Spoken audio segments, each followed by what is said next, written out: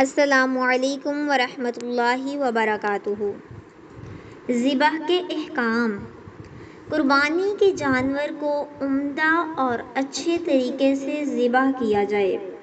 ذبح کرتے وقت جانور کو قبلہ رخ کر لینا مستحب ہے۔ ذبح کرتے وقت چھری کی دھار تیز ہونی چاہیے۔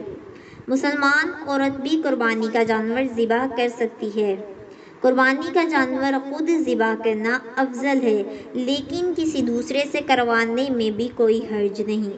ایک سے زیادہ جانوروں کی قربانی کرنی ہو تو ذبح کرتے ہوئے جانور اور دوسرے جانوروں کے درمیان اوٹ رکھنی چاہیے، یعنی پردہ ہونا چاہیے۔ قربانی کرتے وقت کی دعا: بسم اللہ واللہ اکبر، اللہ کے نام کے ساتھ ذبح کرتا ہوں، اللہ بہت بڑا ہے۔ ذبح کرنے والے قصاب کو قربانی کے جانور میں سے کوئی چیز بطور مزدوری یا اجرت دینا جائز نہیں۔